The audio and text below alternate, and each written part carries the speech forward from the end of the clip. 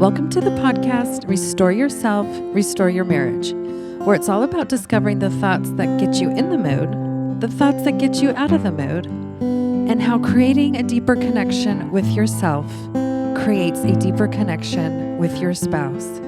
I'm your coach, Shelly Anderson, coaching you through life, love, and intimacy. This is episode number 91. So you want to have an open marriage? No, but let's talk about that and where that came from, because that wasn't from me. Oh, that's right. It was for me. But let's talk about open marriages and marriage and just the struggles of marriage and how we can overcome those struggles and enjoy monogamy and true love. Yes. And true connection. Yes.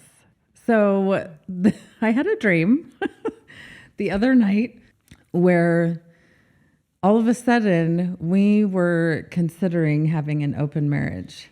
Wait, you were having a dream? Yes. Okay, so this was not a conversation we had that I don't remember? No. Okay. But in the morning, I had to dig deep and say, like, was that real? Did that really happen? I don't know if you guys have ever had those dreams where they seem so real and yeah. You almost act on them as if they actually happened. Even though this is a side tangent, I think when I was in the 5th grade, I had a dream that I got mad at a friend. And then the next day I was mad at her. So I didn't talk to her. And she was like, "Why are you so mad at me?" And I was mad at what happened in the dream. It wasn't reality. And so I actually was very convinced that we had gotten in this big fight, which we had not. So it's interesting because we talk a lot about thoughts. Yes. And a lot of thoughts we have, we don't necessarily control. It's what we do with them. And there are thoughts that we have maybe over and over again, and we never really address them. And then the more we have them, if we don't address them, it becomes more of our thinking. Yes. That we have to own. Yeah. Then we have thoughts and we have dreams that we really don't choose. Now, some of you may say, well, I choose my dreams. I'm able to control my dreams. And okay, that's nice for you, but most people can't do that. Yeah. And most of the time, dreams are uncontrollable. Now, what you do in your dreams may be somewhat symbolic, or they may have some kind of a message based on what you're going through, right? You can be going through hard times, or you can be watching something on TV or reading a book, and then you have a dream about it. So yeah, we do influence our dreams. Like what happens in our lives definitely influences our dreams. And so dreams are legit. And you are a dreamer of dreams. I am a dreamer. I am very sensitive. And so that's why I think when I realized I had this dream, I was like, what in the world? Like, why would I have this dream? It's not like I've had conversations with people about open marriages. I don't know anyone that is in an open marriage. But you do have dreams that see the future. I have had some like that. Maybe there's something to this open marriage thing. I don't know. We'll have to talk about that. So I was dying. I was just like, why? This seemed to just come out of nowhere. But then I realized, wait a minute. This has been on my mind, but for different reasons. I had never really applied it to us because it's from the scriptures. And yeah, we were, doing the program, the Come Follow Me program, and the story and the scriptures that we were focused on. So for those that don't know what Come Follow Me is, it's part of our church. Part of our church is at home.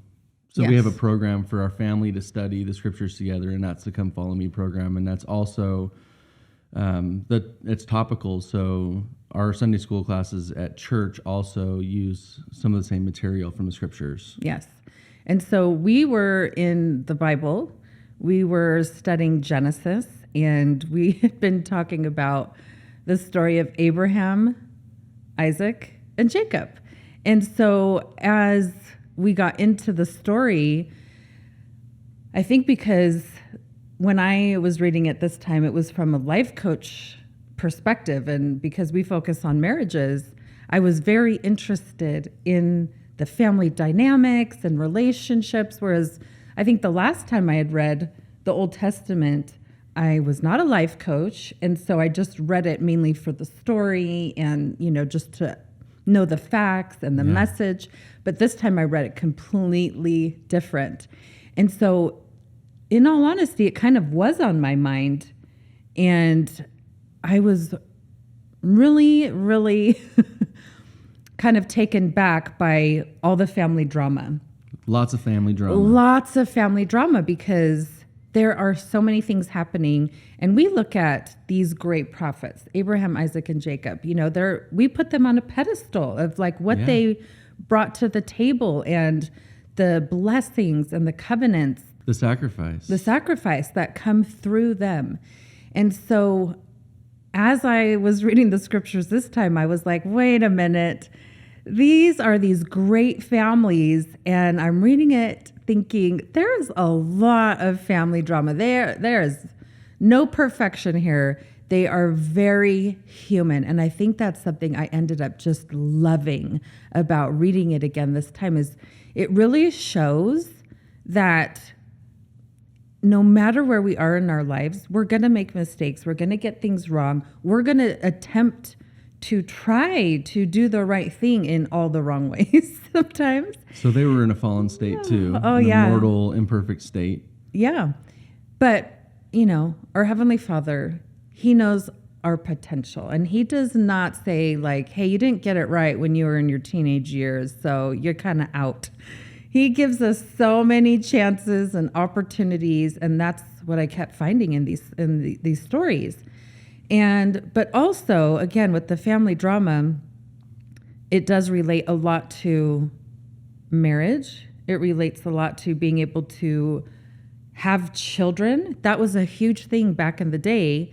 You know, they didn't have as billions of people like we have on the earth today. It was such a different time. And so being able to have children was huge. Oh, yeah. Huge, huge, huge. And of course, the culture was different. And being able to have more than one wife was not uncommon.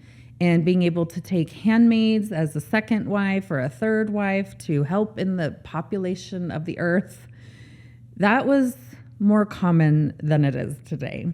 And so as I was like diving into this story, the one that really stood out to me was Jacob, because he loved Rachel. He wanted Rachel. He's like, I'm willing to work 7 years for Rachel. And that was very custom to work for the father or, you know, do some type of service.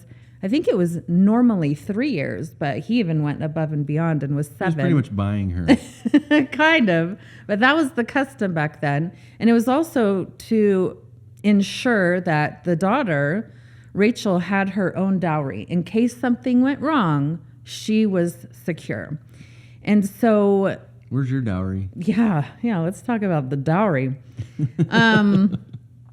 So he just loved Rachel. And so he served her father, Laban, for 7 years. And then at the end, he's like, okay, Laban, I've worked 7 years. I would like my wife. And Laban, again, he's an in-law now. He's Jacob's father-in-law. Not totally upfront. He's got a little bit of his own motives behind this. He's a little shady. And so I think he's like, man, Jacob, you know, you have been working for me all these years now. I'm making bank off you. I am doing pretty well. I like this success ever since you've come into our family. So anyways, he does a little switcheroo. And on the night he says he's going to give Jacob Rachel, he sends Jacob off to the tent, and Leah, his first daughter, is in the tent. And so when I was reading this at first, I was like, how do you not know this? Drama. How do you not know who's in the tent, right? How do you not know? You've already worked and been in this family for 7 years. How do you not know who's in the bed? And I was racking my brain, and then I was like, wait a minute, Shelley, you're thinking in today's times. Back then, when they walk in the tent, it's probably pitch black. Maybe they had lanterns back then. Maybe they didn't put their lanterns in the tent. Maybe they didn't have a fire in the tent. So I'm guessing it is black, dark in there.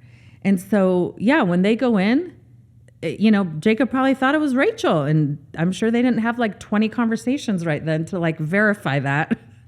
because why would he suspect Laban would pull the old switcheroo? Well, and Leah knew what was going on too. Yeah, Leah knew. So definitely a little family drama happening. So you're applying that to our family drama and our relationship. So you want to have an open relationship? Is that what this is all about? You're not asking me. No. Do you? No. Because if you don't, then I definitely don't, because I am not that giving.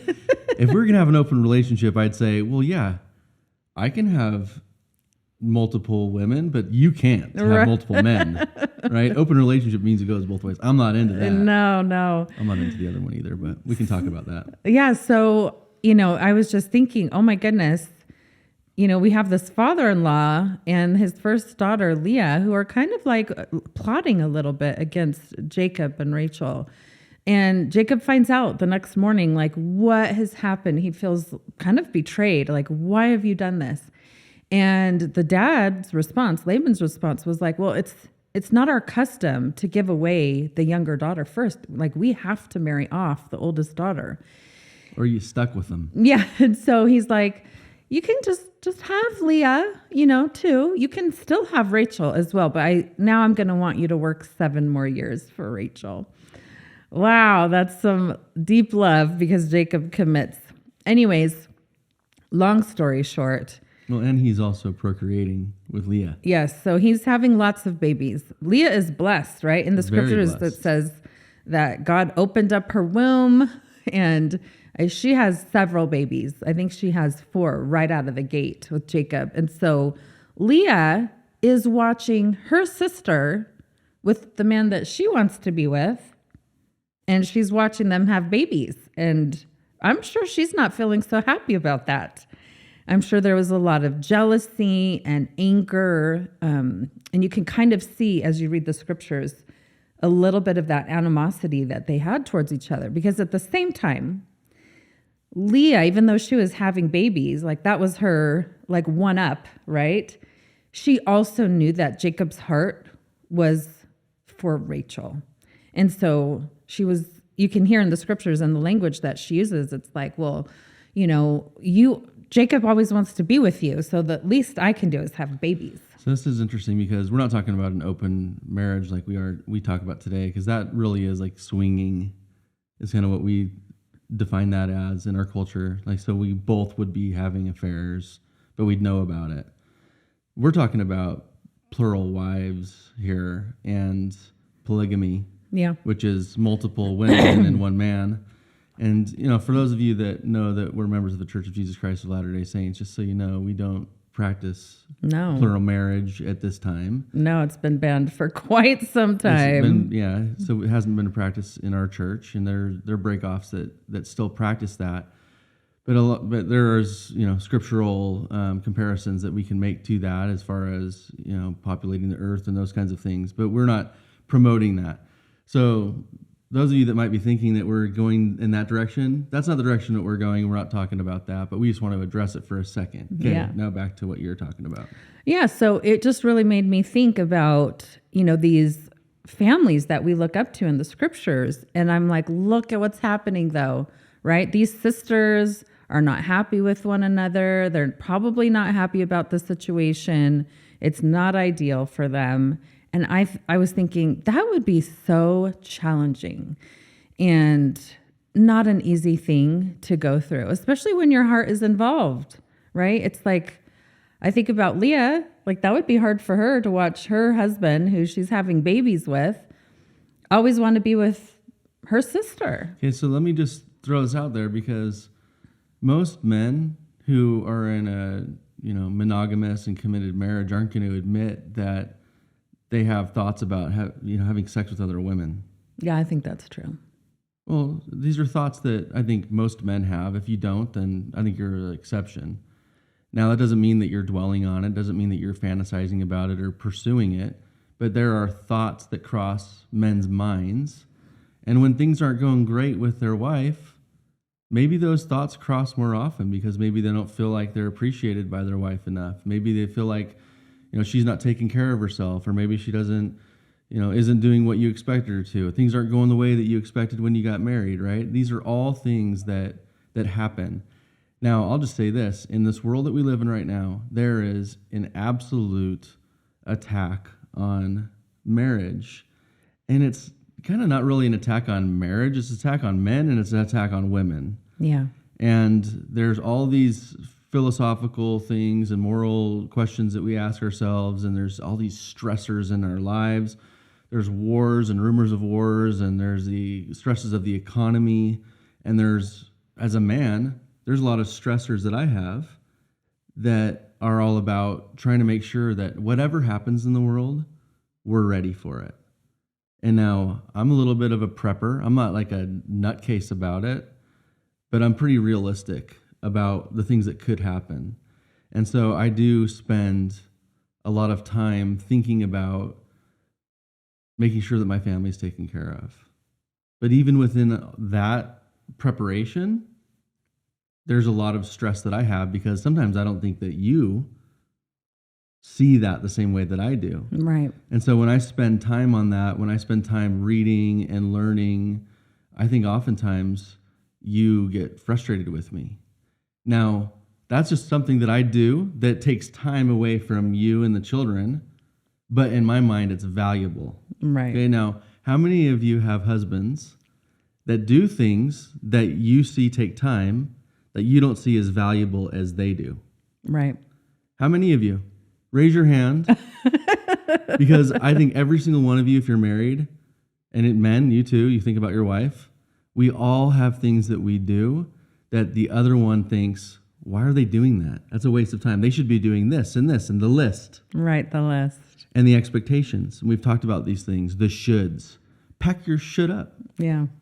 Right? Because guess what? My purpose in our marriage, in many ways, not every way, but in many ways, is different than your purpose in marriage. That's true. And so if you get frustrated with me or I get frustrated with you because of something, it's really easy to start looking at the blame game, starting to blame the other person and starting to feel like, oh, well, you know, that just is not the right thing for them to do, and to start prescribing in your mind what they should do and what they should be like. Now, we all do this, and we talk about this every single week. We talk about this. Right. Okay? Now that I laid that out, let me just say another thing. What? We are in this place in this world where if families are not strong, we will not make it. You will not make it. So we do a lot of research on marriage counseling and what's happening with marriage. And, you know, I listen to a lot of TED Talks anyway, just about different topics that I like. And I was, you know, I've been studying the statistics on marriage, and we're actually preparing some online courses that we've talked about. And we decided to take a step back, and we decided to focus really on pre-marriage preparation and marriage intimacy within the first year in really creating a solid foundation.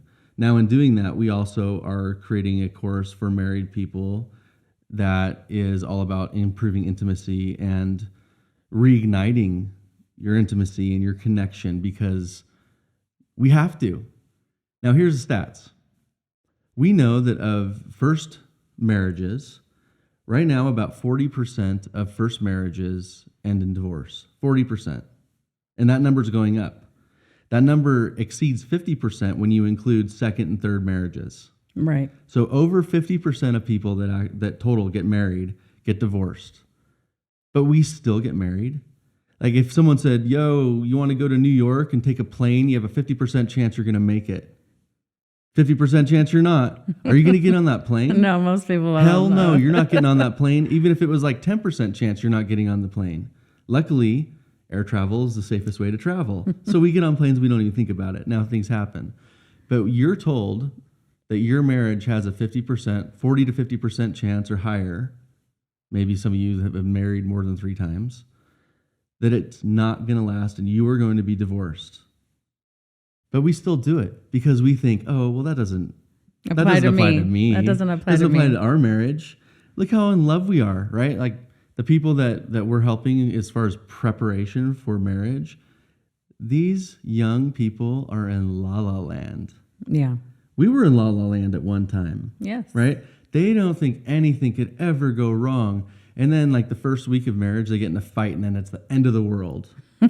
Right? So one of the things that we advise people to do is get in some fights, right? Not like fist fights, but like get in some arguments, see how the other person responds. See if you can work through it. Yeah. That's a really good thing to know that you can do. And that's something you should learn before you even get engaged, right? Because, some people just don't like conflict at all, but you're going to have conflict. Okay. Now, I was listening to a TED Talk and it was by a sexologist. Sexologists are different than marriage counselors right? They're looking at the relationship, the sexual relationship between men and women or multiple men, multiple women. Like they're looking at everything and how the human nature of two people or multiple people reacts and what works and what doesn't. Okay, so she was talking about the failure rate of marriage, and she was talking about some of the same things that I just said, right? Like we do all these things that we would never do if the failure rate was 50% or more. And then she starts talking about monogamy and how in the world's sexology studies, and this is pretty broad, I think. Now, I'm not going to cite any studies because a lot of these studies aren't even worth reading. Some of them are, but in general, I'll just give you this. You can decide if it's true or not. But she was talking about how monogamy, for married couples, strict monogamy only works for about 5% of couples. And for the others that monogamy doesn't work for, they struggle with marriage and they struggle with their sexual relationships and they struggle. Then she said, for the another 5%, open marriages work, but only 5%, right? So you have people who are okay with that. And I'm not going to get into why that would be okay, but they obviously, would have different moral compass than I do. But hey, I'm not going to get into that. That's their choice. So you have a middle 90% of people that struggle with monogamy, strict monogamy. Yeah. Why is that? It's because we are human beings and we have, and it's men and women have different challenges with it, right? But then you have the statistics again. Okay, so for people who go into marriage, not only is it going to be a 50% failure rate, but 90% of those people, which probably includes you, because 90% is a pretty high number. Yeah, it's big. You're not going to like monogamy. And whether that means that for some women, they might not want to have sex with their husband.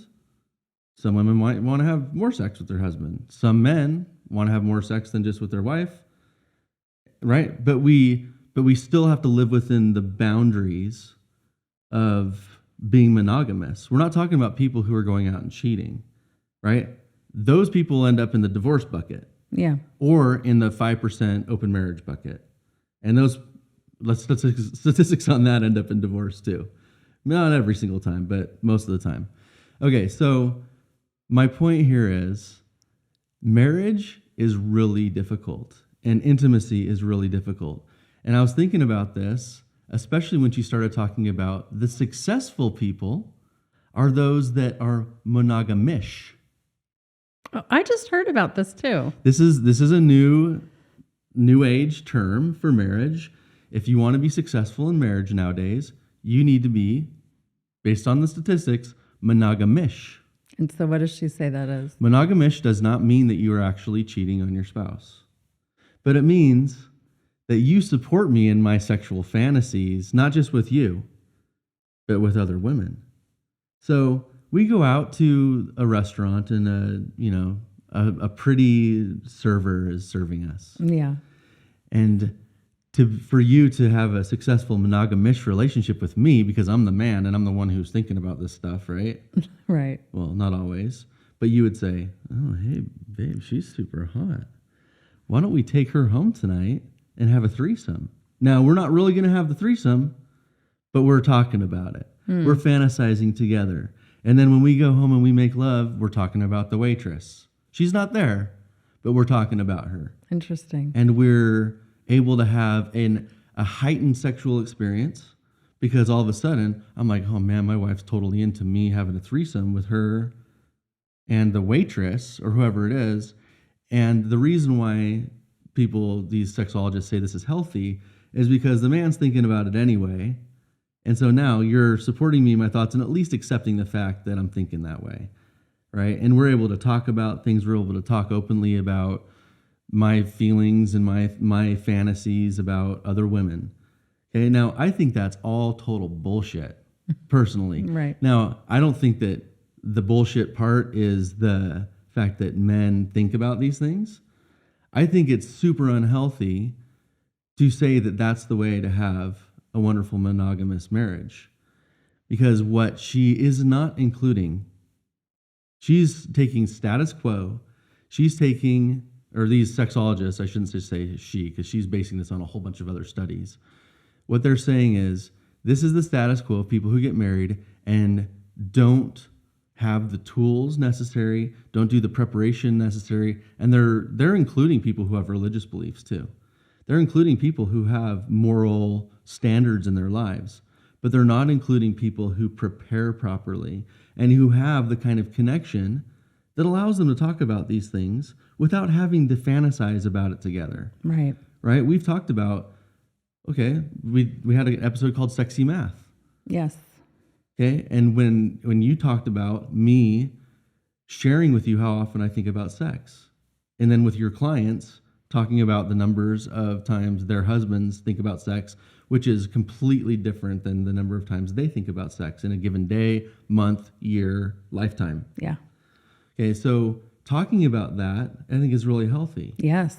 Now, from a man's perspective, if you started saying, oh yeah, well, let's fantasize about having a threesome with the waitress, okay, that might be super hot and, might turn me on because I'm a carnal animal at times. Right. But I guarantee you, after a while, I'll start wondering why you are being that way. And I'm going to go down the road of, hey, let's really make this happen sometime. Yeah. Right? There are certain thoughts that we shouldn't have. If you do this stuff, that's fine for you, right? You can be monogamish if you want to, but you don't have to be to have a healthy marriage. Right. That's why I use that harsh word, BS, because you don't have to go down that path, right? Now, there are a lot of people who are religious who say, well, I'm just going to stick through it. Like, intimacy isn't that great for us. And as we get older, we want to be less and less intimate. So I'm just going to live with it. Well, guess what? Your man, he's going to live with it as much as he can. But the more you just live with it, the more he's not thinking about you in that way. I'm going to straight up and say it. He's not thinking about you that way if you're not thinking about him in that way and you're not working toward it. Mm-hmm. So I guess my point is, you may have dreams about me coming to you and saying, hey, let's have an open relationship. And you may have worries about that. And that's probably going to happen in this world because you're being told, not only from the scriptures, but you're being told from media, from biology, from the things that we talk about, that there is a reality that marriage is difficult. And it's not just difficult in the sexual realm, it's difficult in every other realm too. But the world's answer to this is either adultery or pornography or being monogamish or getting divorced because being married just isn't worth it. Right. So the other thing that you didn't share is that one of the reasons why you had that dream is probably because we've had a hard few weeks. Oh, yeah. We have had a rough few weeks, and we're not going to lie. Like, we want to be open in this podcast, but we are not only dealing with our mentally ill son, and we shared some about that last week, which has been really hard, but we're also trying to start a new business that we feel very, very strongly about. And Shelly has been working on this for years. And now that I am part of this, I am not completely fulfilling my duties the way that I could be. Because back to what I was saying earlier, there's things that I am taking my time on that you don't understand as much as not that you don't understand. You do understand it, but they're not as important because you feel like we're already like prepared and stuff. Yes. But I've always been I'm addicted to information and addicted to the reality of the world. And I don't believe anything I hear in mainstream media.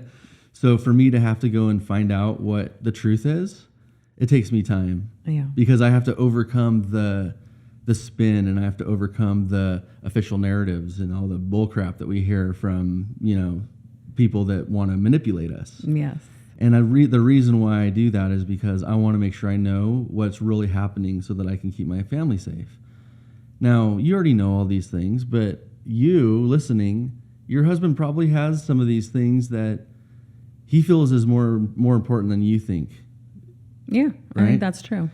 And we have to be able to talk about it and compromise and not get upset with each other because we're not doing something. And I'm talking about going both ways here. I'm not talking about just about me. Like, this isn't me defending myself because she's right. There are certain things that I failed to do that I said I was going to do. And then when she got upset with me, I did them. And I'm still doing them. Right. But I then held a little bit of a grudge over her. And I was a little pissed off because she got mad at me for doing something that was for the benefit of our family. So we're working through that right now. And so because of that it wasn't just you preparing your lesson. She probably was thinking I wanted to have an open marriage because I was having more thoughts than normal about other women that would appreciate me more than she does. That's probably true. Not really. I mean, those thoughts cross my mind, but, I'll say this. Every single one of us is going to have hard weeks or multiple weeks that are hard and for reasons we can't control sometimes. But no matter what it is, we have to be committed to the other person. And when we are, I guarantee you our day to day is going to be incredible because we're talking about this. Yeah. Right? And we've talked about this a lot. These tools and these realizations and the understanding we can have of one another and the empathy and sympathy we can have for each other is going to not only get you through your hard times, it's going to bring you closer together when you do go through hard times. And we talked about this last week too. She gave me some space this week, and I gave her some space. And we're not thinking about divorce. At least I'm not. I'm not you either. might be. I'm not. I'm not thinking about having an open marriage, even though you are. I didn't go down the road of pornography or go down the road of, getting my satisfaction elsewhere. Those aren't options. But if those did happen, then I would, need to change that, right? And we need to talk about it. So anything can happen to anybody. But here's the point.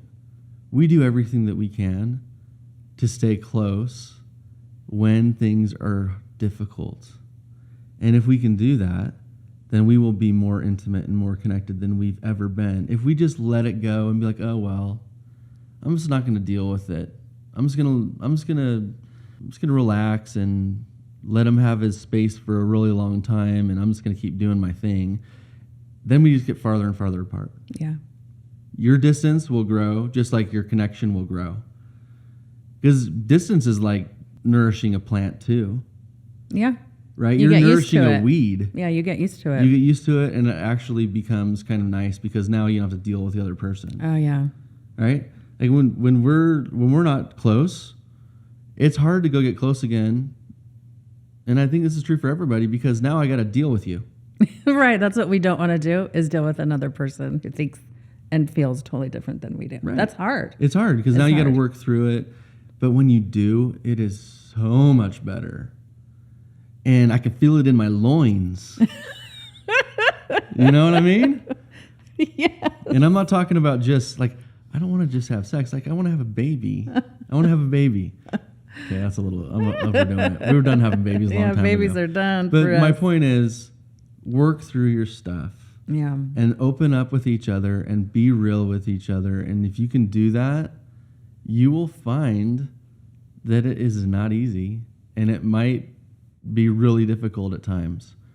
But in the long run, marriages that do that are not within those percentages. Yeah. You are not part of those statistics if you're using these tools that we're talking about, because divorce really isn't an option, and monogamish isn't an option because you have to find a way to deal with each other or to be attracted to each other. Those aren't options when you do these things, when you're just real and honest and committed. You know, it was interesting as you were actually going through the concept of monogamish.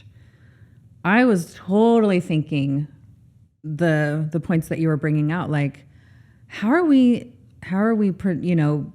are people presenting this as like, this is an option for you, right? Again, I think this is part of the traps that we can fall into, is because a lot of times what's offered into the world is just like the latest thing, like, well, hey, let's not say, hey, go have open marriages with everybody, but let's have this new term called monogamish, and let's promote this as the way to solve marriage problems. And I'm thinking, oh my gosh, but we're leaving out actual skills. Mm-hmm. Like going down the road of monogamish, there's no skill involved in that. No. What skill are you learning that makes you a better person, that increases your personal development and contributes in a positive way to a relationship? None.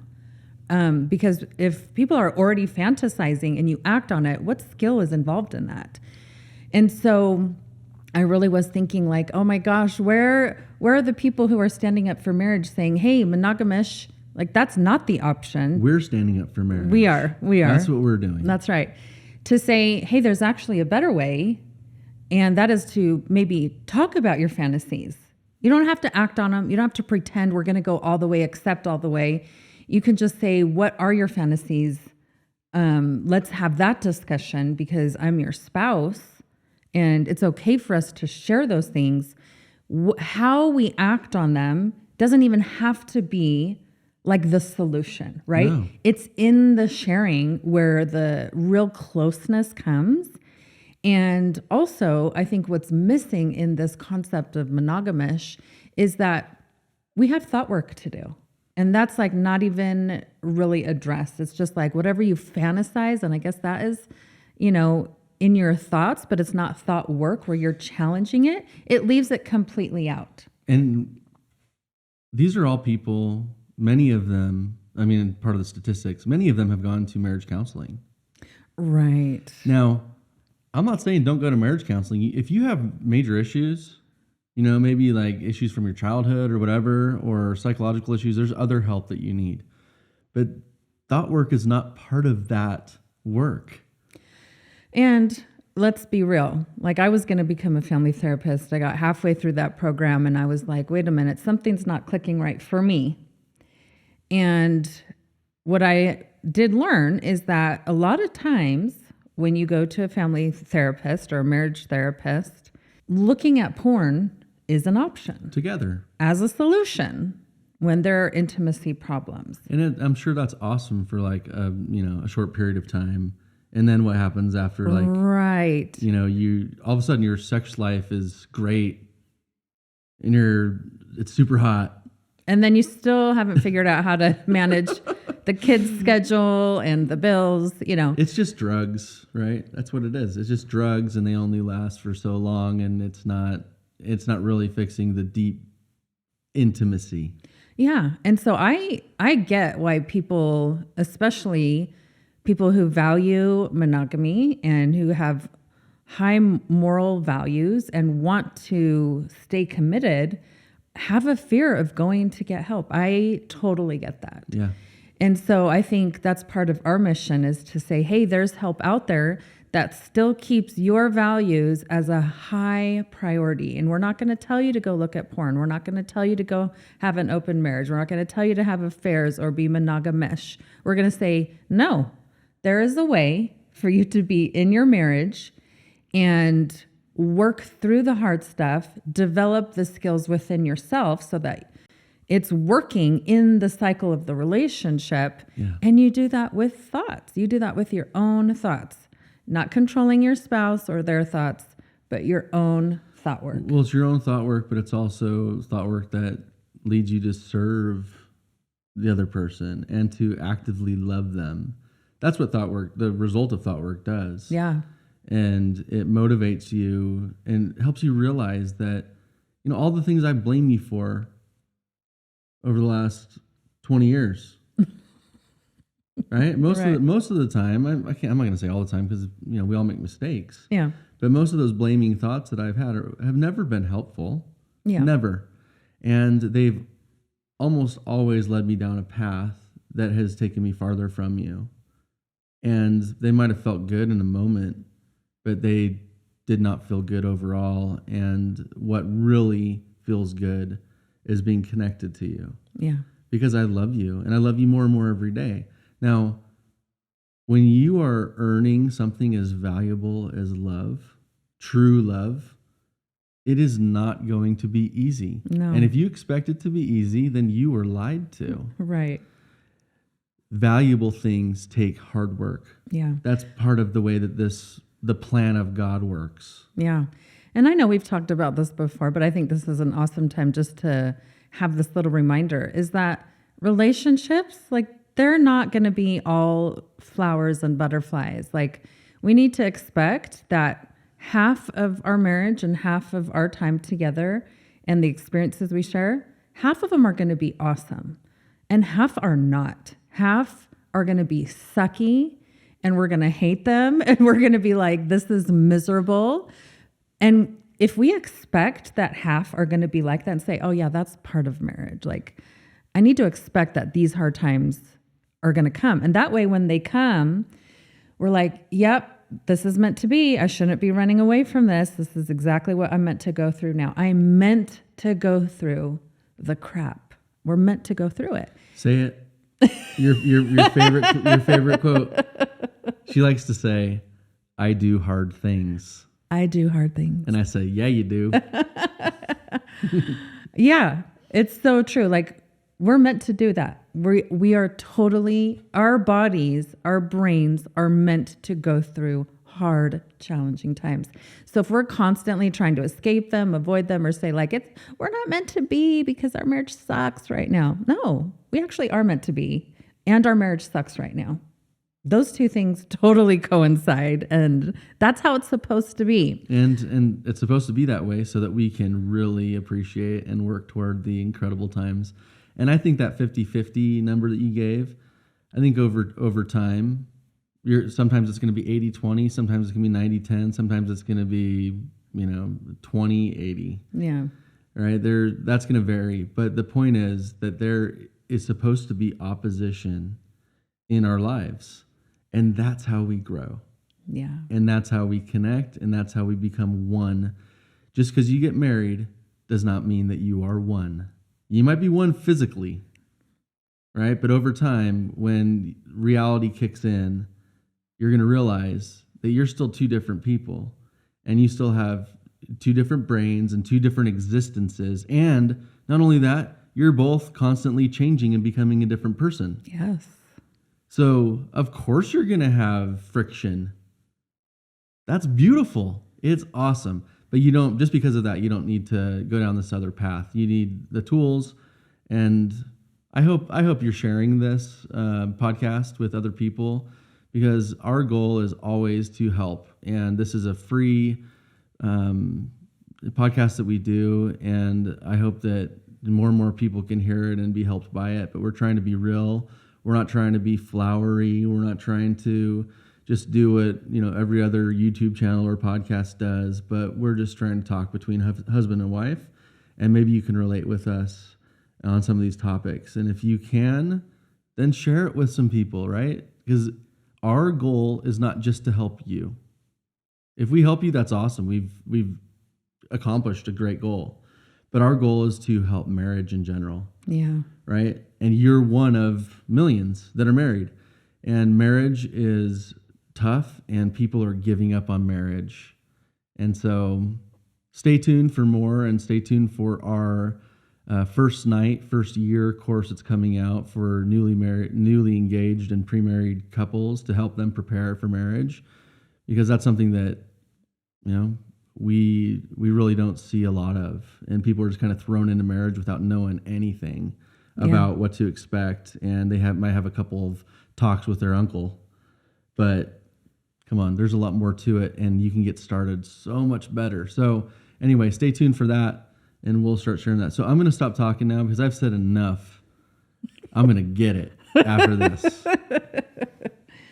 I think we're done anyways. So I just want to offer to everyone listening that there are so many options that the world will throw out as like good options when you're struggling in your marriage. But let's be real. The best thing that we can do for our marriage is keep our spirituality as a huge priority, and then do thought work. We don't have to go down these dark paths and think that those are the only answers. Thought work is one of the best answers that you can get engaged in. God gave you a brain. Yeah, he wants us to use it. And I'll just end with this. When we actually take the time to do thought work, it's not that we're just like, hey, it's going to make the relationship better, or I'll end up doing something nice for my husband. The beauty that I think sometimes is often overlooked is that we feel good when we do thought work. And it makes it so much easier to then go and do something nice for our spouse or connect together. So there is such a wonderful benefit that we give to ourselves. And I think that is often overlooked. That when we are feeling wonderful about challenging those negative thoughts, we benefit. And then our spouse benefits, and then the relationship benefits. Yeah. So don't discount the significance of thought work. It's well worth it. Amen. So remember, the more you restore this type of intimacy with yourself, the more you restore it with your spouse. Thank you so much for listening today, and we hope you will join us again next week. Take care.